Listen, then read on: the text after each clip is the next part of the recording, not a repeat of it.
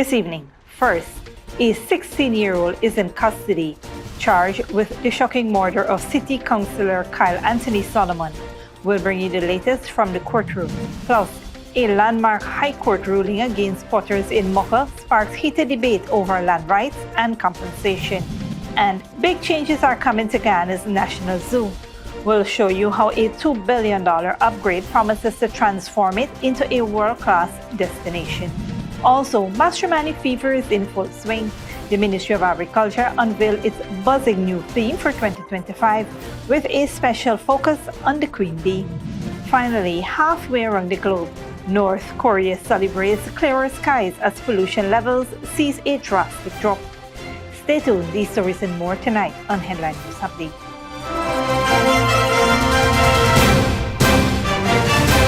Welcome to this broadcast of Channel 2's Headline News Update for February 12, 2025. I am Bibi Bacchus. Thank you for joining us. First up, a 16-year-old boy was remanded to the Juvenile Holding Center on Tuesday after being charged with the murder of City Councillor Kyle Anthony Solomon. The teen's mother turned him over to the police following the fatal incident. He appeared before the Georgetown Magistrates Court, where he was not required to enter a plea to the capital offense. Solomon, a 47-year-old businessman, was fatally stabbed in the abdomen, chest, ribs, and left hand around 4 a.m. on February 5th at Durban Backlands, Georgetown. According to police reports, Solomon exited his home and saw the suspect attempting to break into his shop. When Solomon raised an alarm, the teen fled, prompting a chase. After catching up with the suspect, a heated argument ensued, during which the teenager allegedly drew a knife and stabbed Solomon multiple times. Solomon collapsed and was later pronounced dead. A post-mortem examination confirmed that he died from multiple stab wounds. In other news, on February 7th, 6 former residents of Mocha, East Bank Demerara, were evicted from government lands in Caneview and lost their High Court case seeking ownership of the lands and financial compensation. Chief Justice Roxanne George Wilshire ruled that the applicants became trespassers after refusing relocation offers in 2022. In what is considered by the government a landmark decision, the remaining squatters on the Mocha Arcadia Caneview lands have been ordered to pay $2 million in costs to the Attorney General, the Central Housing and Planning Authority, and the Guyana Sugar Corporation after failing to prove legal ownership of the land. The ruling delivered by the Chief Justice solidified the government's legal claim to the property, allowing it to proceed with the eviction measures. That case has far-reaching implications and ramifications for Guyana, where squatting is a serious issue. It also has far-reaching political ramifications. It underscores the importance of persons observing the laws. It underscores the importance of persons not being misled by politicians. It underscores significantly that squatters have no legal rights to the land upon which they are squatting. That was Attorney General Anil Nandlal on his weekly program Issues in the News, as he emphasized that squatters have no legal right to any land on which they are squatting. He noted that the Mocha squatters had been repeatedly informed of the government's intentions to use the land for a highway construction project.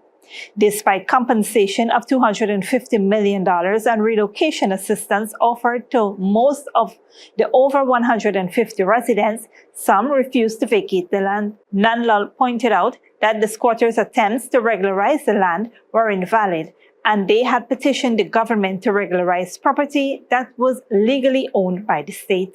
So in short, they abysmally failed to establish any legal rights, title, or interest in the land.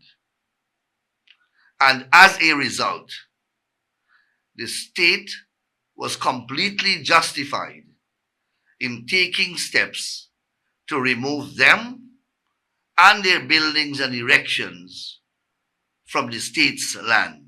Minister Nanla reinforced that property owners have the right to remove squatters without court orders if necessary, underlining the importance of adhering to land laws. The land is the government's land, is state lands to be more precise, or public lands.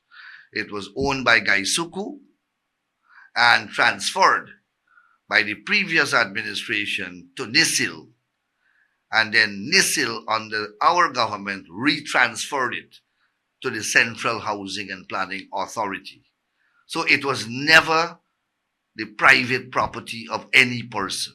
The Attorney General said that many lessons can be learned from this judgment, as it underscores the importance of adhering to land laws and the legal rights of property owners to remove squatters. And I want every person occupying government lands, occupying government reserves, occupying state lands or public lands to take note of this decision and its implications.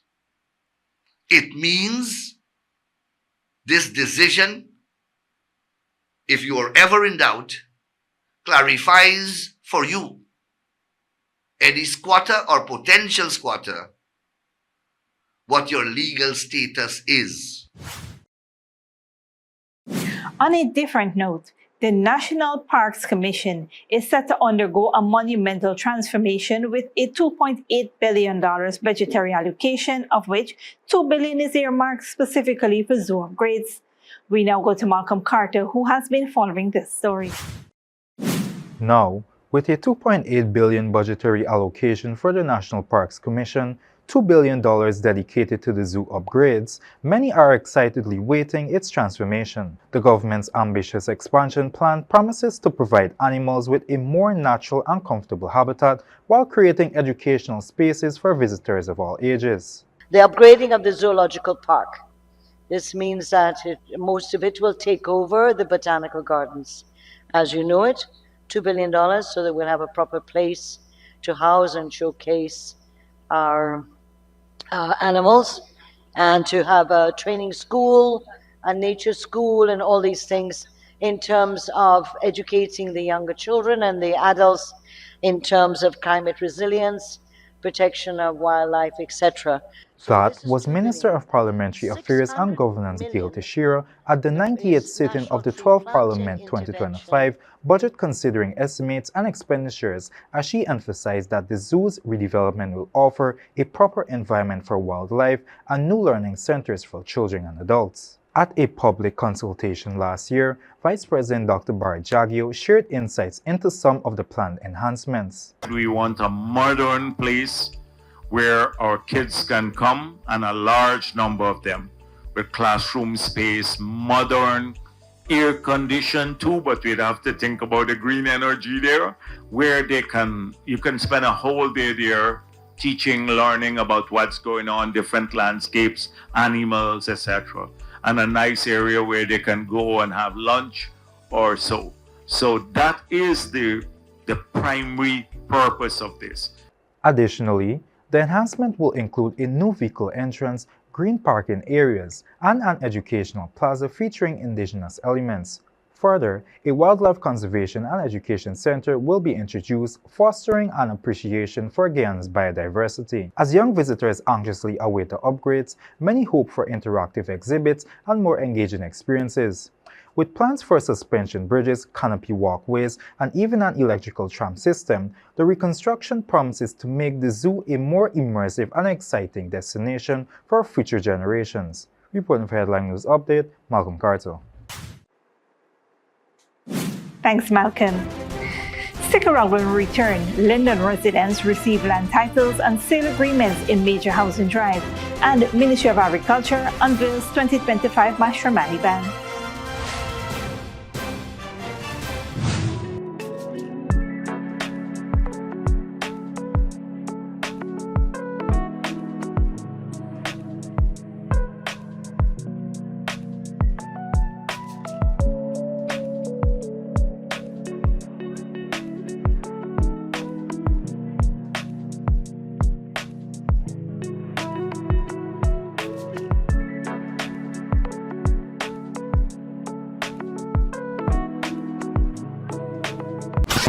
It's Digicell's 18th anniversary and we're going big with our blowout sale. Get up to 40% off Samsung smartphones. Yes, you heard that right. 40% off Samsung smartphones. Grab the Samsung A05 for just $17,000, the A15 for only $27,000, and the A25 at a jaw-dropping $35,000. But wait, there's more. With every purchase, enjoy a 30-day free data plan to stay connected. Hurry to a Digicel store near you. Offer good while stocks last. Digicel, the network for everyone, everywhere. Sneakily with a gift of sight from Modern Optical Services. Let our professional team examine and prescribe what's best for your eyes. Common smiles make fashionable faces. See us for a full line of optical services, including brand name and prescription eyewear.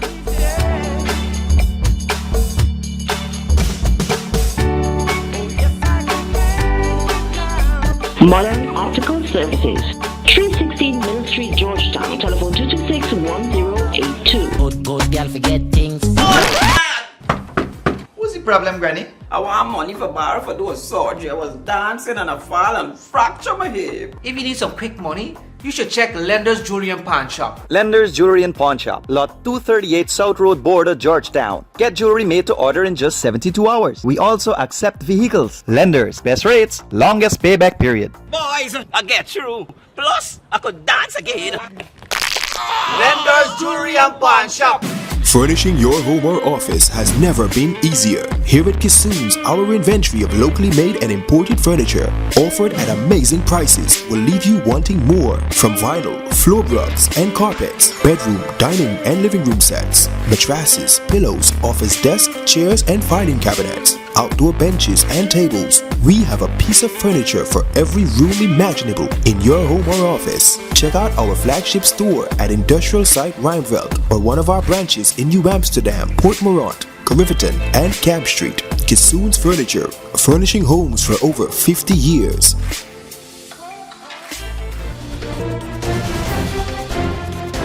Welcome back. Over 150 Linden residents are now a step closer to home ownership after receiving their certificates of title, while 125 others secured agreements of sale during a two-day outreach at the Watuka Guest House. The initiative, led by Minister of Housing and Water Colin Crowell and Minister within the Ministry Susan Rodriguez, focused on residents allocated lands at Amelia's Ward Phase 4, Conception Fitzhope. The government has already invested $127.5 million in 2024 for road construction and lot identification to improve infrastructure in that area. Minister Crowell emphasized that these land titles provide long stability for families, reaffirming the government's commitment to improving citizens' living standards. We are now at the point where you, your family, your children, you have somewhere that you can call your own. Minister Rodriguez also announced plans for further housing developments,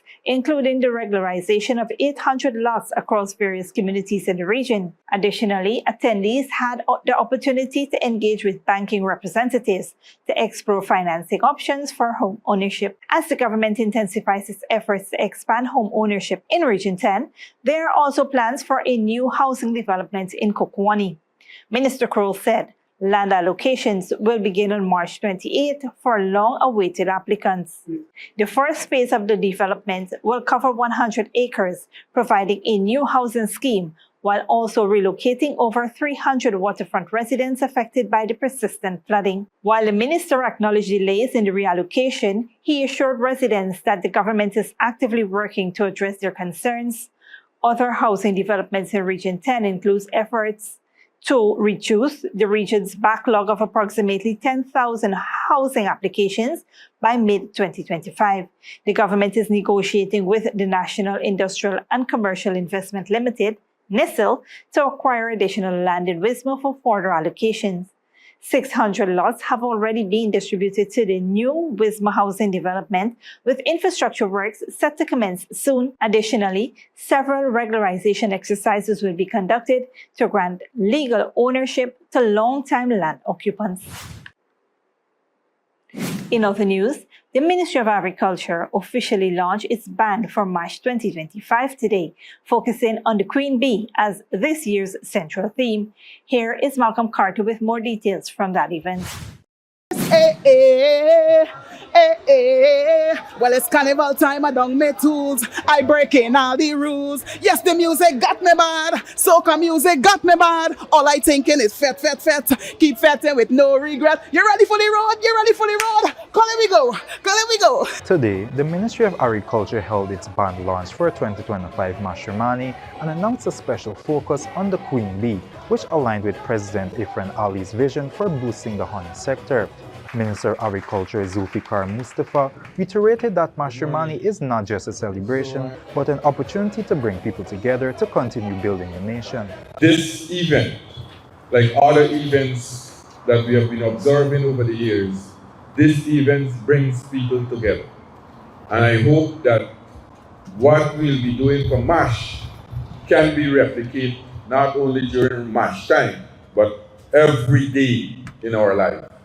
Because we have a country to build, and it's in our future to build this country. According to the ministry, honey from Guyana has long been cherished internationally, and the country is now solidifying its position as a major honey producer. This aligns with Guyana's broader food security strategy, with the nation emerging as a leader in high-quality crop production. Over the last 4 years, I think we have took that position in the Caribbean, where Guyana now is seen as the leader in food security, and not because Guyana normally leads in agriculture and food security, but today we are now not only talk the talk, but we are walking the walk. We are now producing, as Scotty said, not only the traditional product coming out of Guyana, but we are going into new areas. You heard about the apiculture.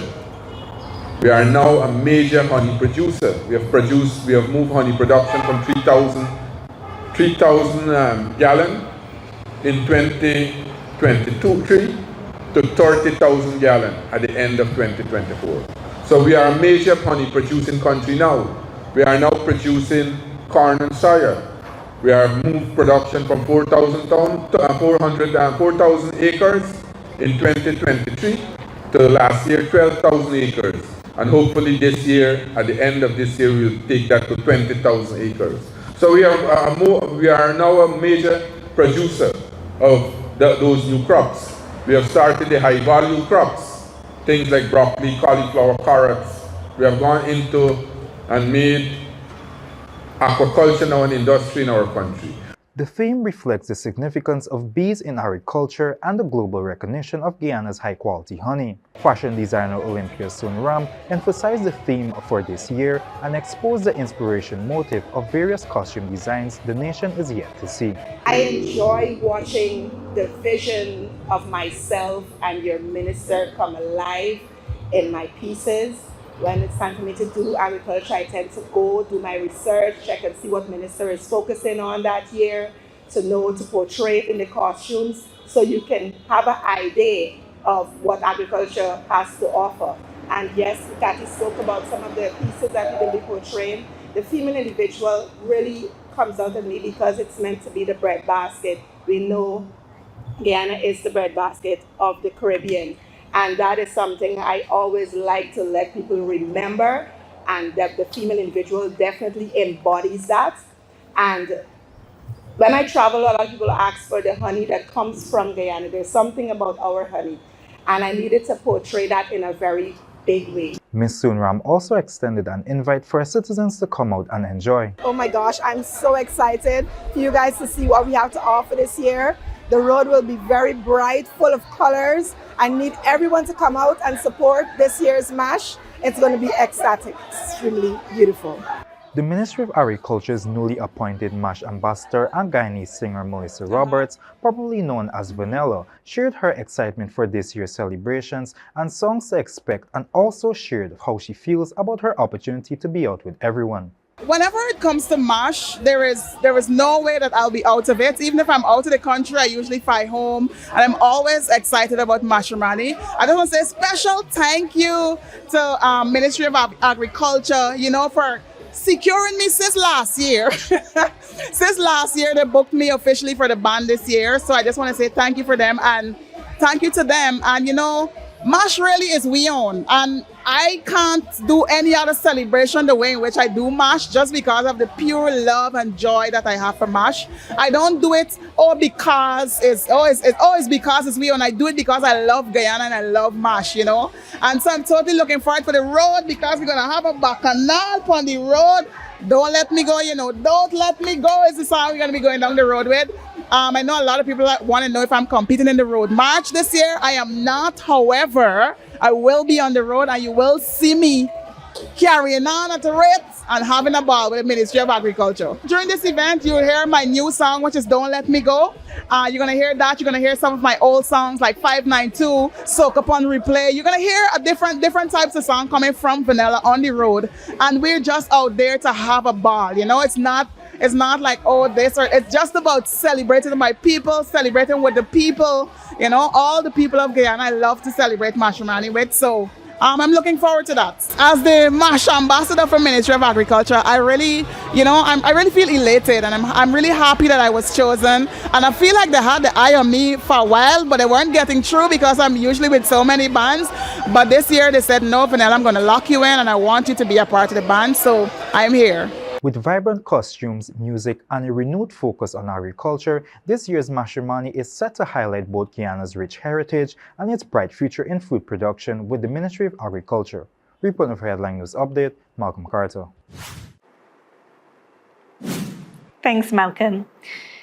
Don't go away after the break. U.S. government workers rally against Trump's layoffs, agency cuts, and children in Haiti falling prey to gruesome gang violence, Amnesty warns.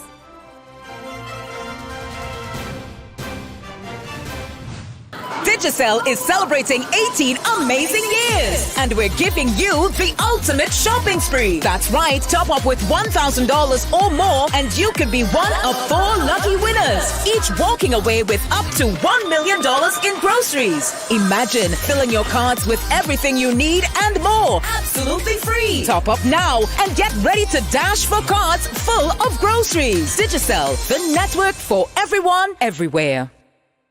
Furnishing your home or office has never been easier. Here at Kissoon's, our inventory of locally made and imported furniture, offered at amazing prices, will leave you wanting more. From vinyl, floor rugs and carpets, bedroom, dining and living room sets, mattresses, pillows, office desk, chairs and filing cabinets, outdoor benches and tables. We have a piece of furniture for every room imaginable in your home or office. Check out our flagship store at Industrial Site Rijnveld or one of our branches in New Amsterdam, Port Morant, Riverton and Camp Street. Kissoon's Furniture, furnishing homes for over 50 years.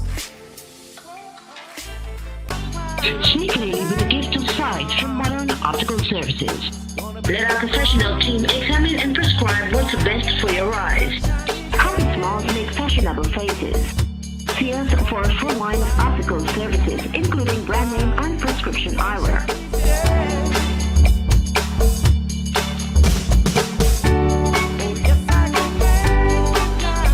Modern Optical Services, 316 Mill Street, Georgetown. Telephone 226-1082. Good girl forget things.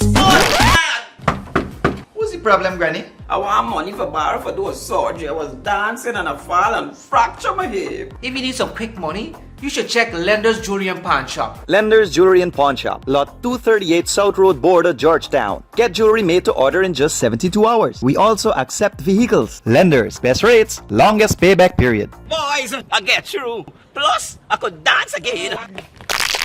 Lender's Jewelry and Pawn Shop.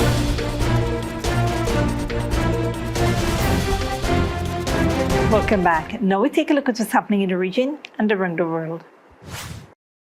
Good evening, I'm Malcolm Carter. Welcome to our regional and international news segment, which keeps you informed and up to date with trending news stories worldwide.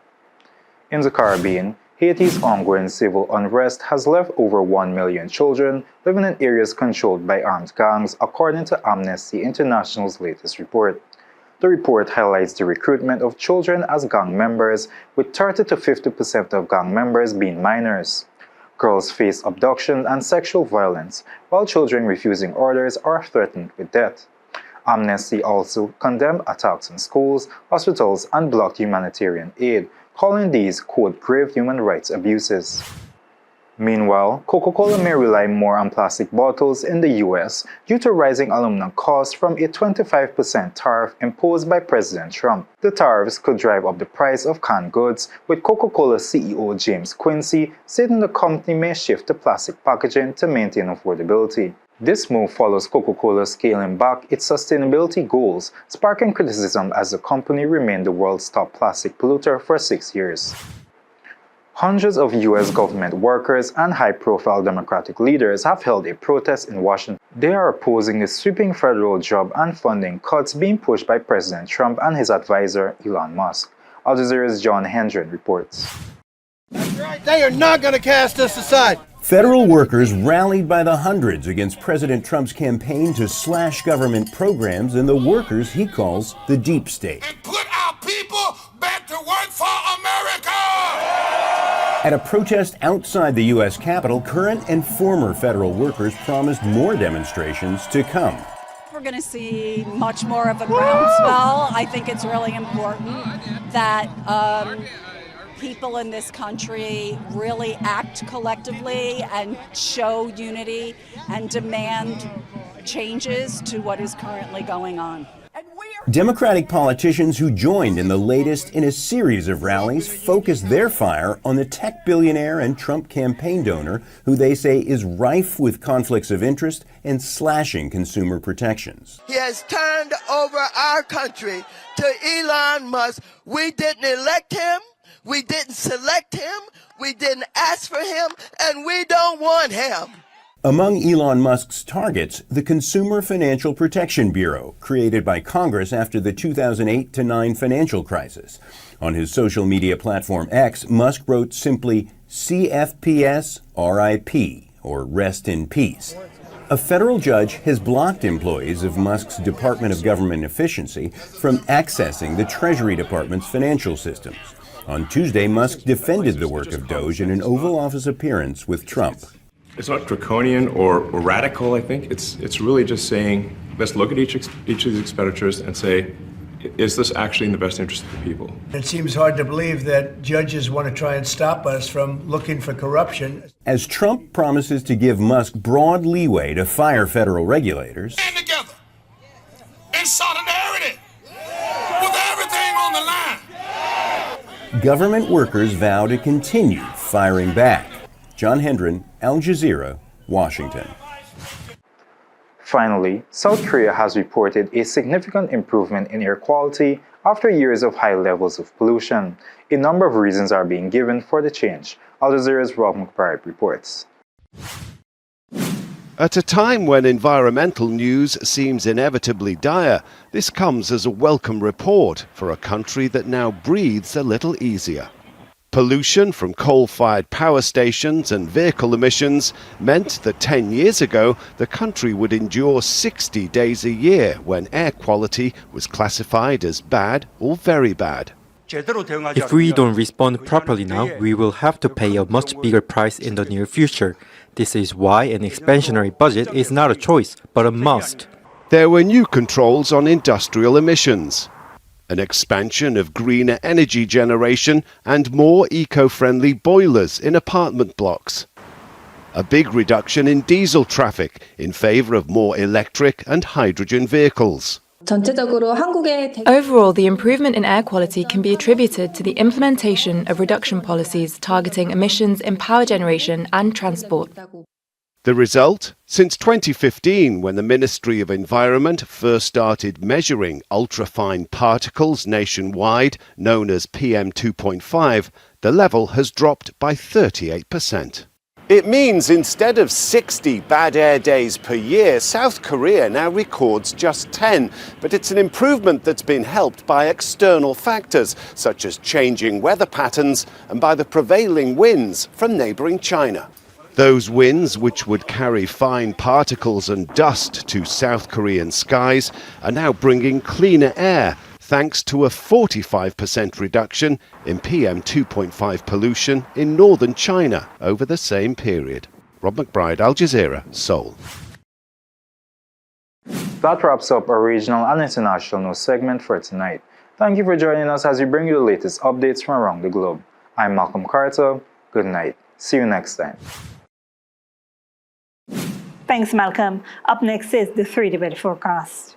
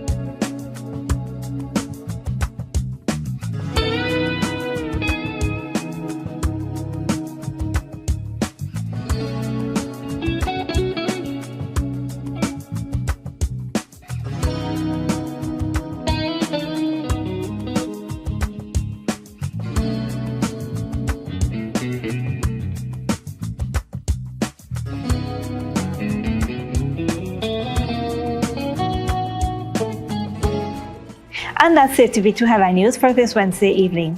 As we take our leave, we invite you to follow us on Facebook and YouTube. You can tune in tomorrow at 6:30 a.m. for a rebroadcast and at 7 p.m. for more news. Until then, please take care of yourself and each other.